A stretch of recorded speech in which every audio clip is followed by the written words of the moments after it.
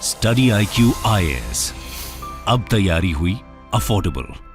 नमस्कार दोस्तों, जैसा कि आप सबको पता है, कल कर्नाटक के अंदर चुनाव है, वोटिंग होनी है असेंबली इलेक्शन को लेकर। लेकिन उसके जस्ट पहले एक बहुत बड़ी कंट्रोवर्सी हो गई है। बीजेपी के द्वारा आरोप लगाया गया है और इलेक्शन कमीशन को भी कंप्लेन किया गया है कि सोनिया गांधी जी ने रैली के दौरान यहां पर एक कमेंट किया कर्नाटक को लेकर, जिससे जाहिर होता है कि कांग्रेस पार्टी चाहती है कि कर्नाटक जो है वो देश से सेपरेट हो जाए। बेसिकली बीजेपी ये कह रही है कि उन्होंने अपने कमेंट में सोवरेन शब्द का इस्तेमाल किया, और सोवरेन का मतलब होता है कि वो देश इंडिपेंडेंट है, वो एक एरिया इंडिपेंडेंट है, वहां पर किसी और का कोई भी जो रूल रेगुलेशन है नहीं लग सकता। और इसी को देखते हुए इलेक्शन कमीशन ने भी नोटिस भेज दिया है कांग्रेस पार्टी को। ये आप देख सकते हैं, Election Commission ask Congress to clarify rectify Sonia's sovereignty comment. तो इसके बारे में डिटेल से जानेंगे कि एग्जैक्टली हुआ क्या, क्योंकि खुद डायरेक्टली जो इल्जाम है वो पीएम मोदी लगा रहे हैं, कांग्रेस पार्टी ने कुछ कहा है। ये सारी चीजें मैं आपको डिटेल से बताऊंगा, और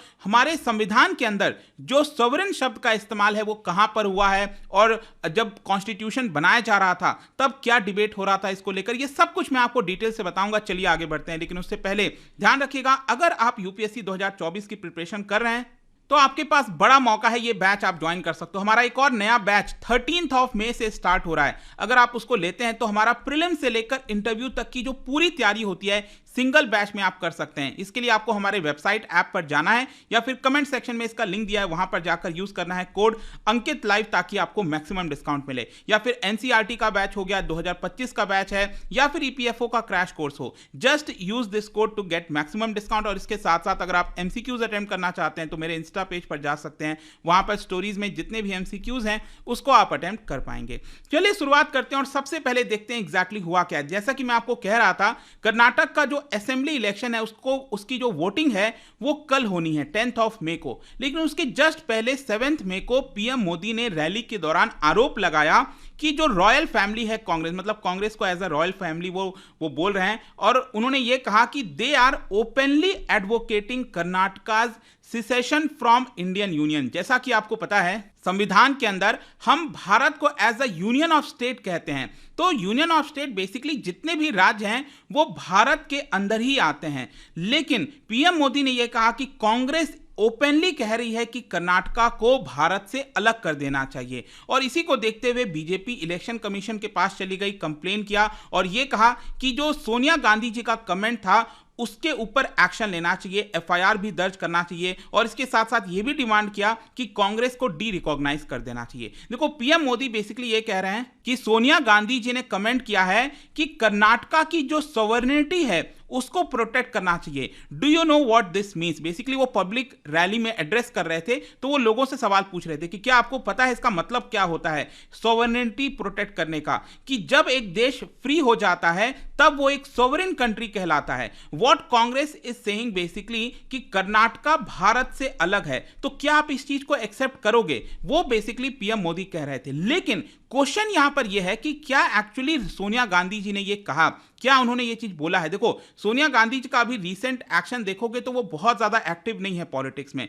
बहुत कम कैंपेनिंग वगैरह कर रही हैं। तो उन्होंने इकलौता कैंपेन किया था मई 6 मई को उन्होंने इकलौता कैंपेन किया था, और उसमें उन्होंने हिंदी में भाषण दिया। राहुल गांधी और जो कांग्रेस प्रेसिडेंट है मल्लिकार्जुन खड़गे, उन्होंने भी उनके साथ पार्टिसिपेट किया था। तो देखिए, सोनिया गांधी जी ने अपने रैली के दौरान क्या बोला। उन्होंने बेसिकली बोला कि I want to tell them on your behalf, मतलब मैं बीजेपी को आपके बिहाफ पर बोलना चाहती हूं कि don't think the people of Karnataka are this powerless and weak. और साथ ही साथ उनका यह कहना था कि जो कर्नाटक के लोग हैं वो किसी के ऊपर डिपेंडेंट नहीं है, but trust there hard work and resolve. जो लोग हैं कर्नाटका के, दे आर नॉट कवर्ड्स और greedy that you can mislead them. और साथ ही साथ यहां पर आपको यह भी समझना है कि सोनिया गांधी जी ने जो रैली में बोला था, ध्यान से समझिएगा मैं क्या कह रहा हूं, उन्होंने रैली के दौरान जो भी कुछ बोला उसमें उन्होंने सॉवरेन शब्द का इस्तेमाल नहीं किया। तो अब आप सवाल पूछोगे कि फिर जब सॉवरेन शब्द का इस्तेमाल नहीं किया गया तो फिर ये पूरा आर्गुमेंट कहां से आ रहा है, मतलब बीजेपी ये कैसे आर्गुमेंट कर रही है और इलेक्शन कमीशन ने नोटिस भी कैसे भेज दिया। तो मैं आपको बता दूं कि सोनिया गांधी जी का ये जो भाषण था, ये पिक्चर आप देख सकते हो, हुबली में उन्होंने भाषण दिया था। उस भाषण के जस्ट बाद कांग्रेस पार्टी का जो ट्विटर अकाउंट है वहां पर एक ट्वीट आ गया और इस ट्वीट के अंदर बेसिकली ये बोला गया कि श्रीमती सोनिया गांधी जी ने एक स्ट्रांग मैसेज भेजा है 6.5 करोड़ कनेडिगास के लिए। और ये मैसेज क्या है कि Congress will not allow anyone to pose a threat to Karnataka's reputation, sovereignty and integrity. तो बेसिकली यहां पर आपको यह समझना है कि उन्होंने जब भाषण दिया अपना रैली के दौरान, उस समय उन्होंने सोवरेन शब्द का इस्तेमाल नहीं किया, लेकिन कांग्रेस पार्टी का जो ट्वीट है उस ट्वीट में बेसिकली उनको कोट कर दिया और यह कह दिया कि जो कांग्रेस है इट विल नॉट अलाउ किसी भी प्रकार का कर्नाटक का जो रेपुटेशन है, उसकी जो सॉवरेनिटी है, इंटीग्रिटी है, उसके ऊपर कोई भी खतरा आने नहीं देगी कांग्रेस पार्टी। तो ये जो ट्वीट है ना, उसी के बेसिस पर जो बीजेपी है उनका कहना है कि देखिए कर्नाटक जो है वो भारत का एक इंपॉर्टेंट पार्ट है, एक इंपॉर्टेंट मेंबर है, एंड किसी भी प्रकार का सॉवरेनिटी का मामला करना यहां पर एक प्रकार से साफ दिखाता है कि आप कर्नाटक को देश से अलग करना चाहते हैं। और इसी की वजह से बीजेपी जो है वो इलेक्शन कमीशन के पास गई और उन्होंने यहां पर एक कंप्लेंट दर्ज किया। और इलेक्शन कमीशन के पास जो कंप्लेंट दर्ज हुआ है बीजेपी का, उसमें उन्होंने कहा है कि जब भी कोई देश इंडिपेंडेंट होता है तब हम उसको सॉवरेन कहते हैं। तो भारत, जैसे कि भारत एक सॉवरेन कंट्री है, तो यहां पर बीजेपी का कहना था कि हम भारत को सॉवरेन कहते हैं, किसी स्टेट को सॉवरेन नहीं कहते हैं। तो ये जो कांग्रेस पार्टी ने कहा है ये गलत है, ये सिटीजन्स को डिवाइड करने की बात है, लोगों में दरारें पैदा करने की बात है, ऐसा यहां पर बीजेपी कंप्लेन कर रही है। अब देखिए इलेक्शन कमीशन ने इसका संज्ञान लेते हुए मंडे को जो है कांग्रेस के जो प्रेसिडेंट है मल्लिकार्जुन खड़गे, उनको यहां पर नोटिस भेज दिया और कहा कि ये जो सोशल मीडिया पर पोस्ट था उसको आपको क्लैरिफाई करना चाहिए और रेक्टिफाई करना चाहिए। लेकिन अभी तक कोई एक सेट टाइम लिमिट नहीं दिया गया है कि 4 दिन में रिस्पॉन्स करेंगे मल्लिकार्जुन खड़गे, कांग्रेस पार्टी क्या 10 दिन में करेगी, कब करेगी नहीं पता, कोई टाइम लिमिट सेट नहीं किया गया। तो ये तो पूरा कंट्रोवर्सी हो गया। लेकिन आपके एग्जाम पर्सपेक्टिव से आपके लिए जानना जरूरी हो गया है कि सॉवरेनिटी का मतलब क्या होता है और कब से ये स्टार्ट हुआ। देखो सॉवरेनिटी की जब हम बात करते हैं ना, तो इसका सिंपल अर्थ देखिए क्या होता है कि supreme authority over a defined territory. मतलब जब हम कहते हैं ना कि ये एक जगह है, ये एक टेरिटरी है, ये एक बाउंड्री है, ठीक है, जैसे कि आपका घर हो गया, ठीक है, अगर मैं कहता हूं कि आपका घर सॉवरेन है, तो सॉवरेनिटी का मतलब हो गया कि आपके घर में किसी और का रूल नहीं लग सकता, सिर्फ और सिर्फ आप ही उसको गवर्न करोगे। उसी प्रकार से अगर कोई देश है, जैसे भारत एक देश हो गया, तो भारत में जितनी भी चीजें होती हैं, जो भी कुछ होता है, भारत एक इंडिपेंडेंट कंट्री है, यूएस हमारे ऊपर थोप नहीं सकता कुछ भी, जर्मनी या फिर चाइना कोई भी कुछ भी नहीं थोप सकता। यहां पर भारत में जो भी कुछ होगा वो भारत के लोग डिसाइड करेंगे। तो भारत एक सॉवरेन कंट्री है। और ये जो कॉन्सेप्ट है ना सोवरेनिटी का, ये बेसिकली आप देखोगे तो 17th सेंचुरी से धीरे धीरे चलता हुआ आ रहा है। बेसिकली जो वेस्टर्न फिलोसोफर थे 17th सेंचुरी में, वो बेसिकली ये कहते थे कि जो स्टेट की सुप्रीमेसी है वो लोगों के ऊपर होता है, क्योंकि उस समय क्या कॉन्सेप्ट था कि जो राज्य है, जो स्टेट है, जो राजा है, जो भी है, वो लोगों की भलाई करता है, वो लोगों का देखभाल करता है। सरकार हो गई, जुडिशरी हो गई, पार्लियामेंट हो गई, वो किसके ऊपर गवर्न करते हैं? वो लोगों के ऊपर गवर्न करते हैं। तो इसकी वजह से जो स्टेट है, जो गवर्नमेंट है, वो सॉवरेन है, ठीक है, वो हम कह सकते हैं। तो ये 17th सेंचुरी में जो फिलोसोफर हैं, जैसे कि फॉर एग्जांपल थॉमस हॉब्स हो गए, उन्होंने भी इसका जिक्र किया था और यही कहा कि in exchange for the protection offered by the government to its people, मतलब कि क्योंकि गवर्नमेंट एक प्रकार से प्रोटेक्शन देती है अपने लोगों के लिए कोई भी एक्सटर्नल एग्रेशन की वजह से, तो इसी की वजह से यहां पर सोसाइटी में लॉ एंड ऑर्डर का सिचुएशन बना रहे, सब कुछ सही तरीके से चले, और इसी की वजह से जो स्टेट है it has a legitimate claim to sovereignty. इसी की वजह से जो राज्य है, जो कंट्री है, वो सॉवरेन होता है एज टेरिटरी। लेकिन आगे चलते चलते क्या हुआ 17th सेंचुरी के बाद धीरे धीरे, अब पहले तो क्या था ना कि उतना ज्यादा चीजें डिफाइन नहीं होती थी, वॉर वगैरह बहुत ज्यादा होता था, लेकिन धीरे धीरे आगे चलकर यहां पर जो बाउंड्रीज हैं वो डिफाइन होने लग गई। ये यूएसए होगा, ये वाला एरिया चाइना का होगा, ये वाला एरिया भारत का होगा। तो जैसे जैसे चीजें और डिफाइंड होती गई,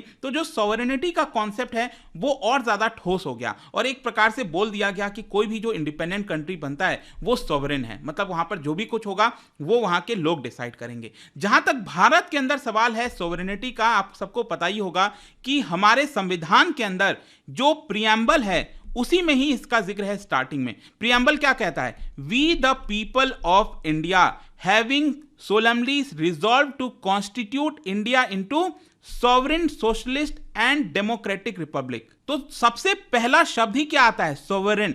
मतलब कि भारत एक इंडिपेंडेंट करती है, भारत में जो भी कुछ होगा वो वहां के लोग डिसाइड करेंगे। तो क्योंकि आप सोच के देखिए, प्रियम्बल में भी सबसे पहला जो शब्द का इस्तेमाल किया गया यहां पर वो सोवरेन का किया गया, उसके बाद सोशलिस्ट, डेमोक्रेटिक, रिपब्लिक, वो शब्द का इस्तेमाल किया गया है।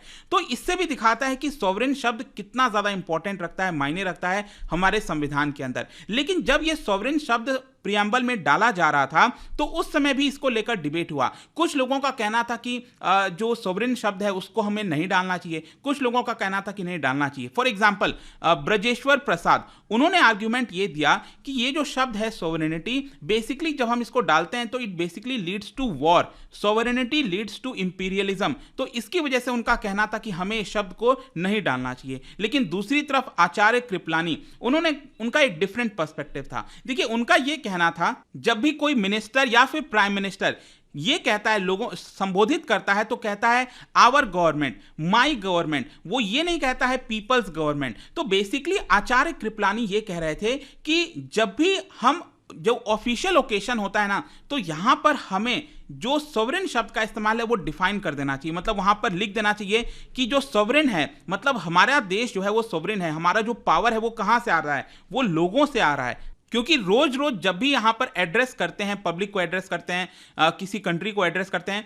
तो हम सोवरेन शब्द का इस्तेमाल नहीं करते। लेकिन एटलीस्ट प्रियम्बल में, हमारे संविधान में तो सोवरेन होना चाहिए, ताकि ये चीज एकदम क्रिस्टल क्लियर हो जाए पूरे दुनिया को कि जो भी कुछ है भारत, जहां से भी, मतलब भारत की सरकार को जो पावर मिलती है, जो भी कुछ होता है वो कहां से आता है, वो लोगों से आता है। इसलिए हमें सोवरेन शब्द डालना चाहिए। और सेम यही आर्गुमेंट बी.आर. अंबेडकर ने भी दिया था। बी.आर. अंबेडकर का भी कहना था कि देखिए, हम नहीं चाहते कि हमारे संविधान में कोई भी ऐसी चीज हो जिसका रिजेंबलेंस जो है, कुछ ना कुछ चीजें ब्रिटिश पार्लियामेंट से या फिर कहीं से कुछ भी आए, हम वो नहीं चाहते। हम चाहते हैं कि भारत एक अपने आप में, चाहे भारत का पार्लियामेंट हो, कुछ भी हो, वो अपने आप में एक इंडिपेंडेंट डिसीजन मेकिंग बॉडी है। जो भी कुछ होता है भारत में होता है। तो इसकी वजह से हमें सोवरेन शब्द डालना चाहिए, और इसी की वजह से फाइनली जो सोवरेन है वो शब्द प्रियम्बल में डाल दिया गया था। खैर, जो भी, आई होप कि ये जो पूरा कंट्रोवर्सी हो रहा था, इससे इर्द गिर्द जितनी भी चीजें थी, पर्सपेक्टिव थी, वो मैंने आपको बता दिया। और जाने से पहले एक इंटरेस्टिंग क्वेश्चन, क्योंकि हम प्रियम्बल की बात कर रहे थे, क्या आप बता सकते हो प्रियम्बल जो है हमारे संविधान का,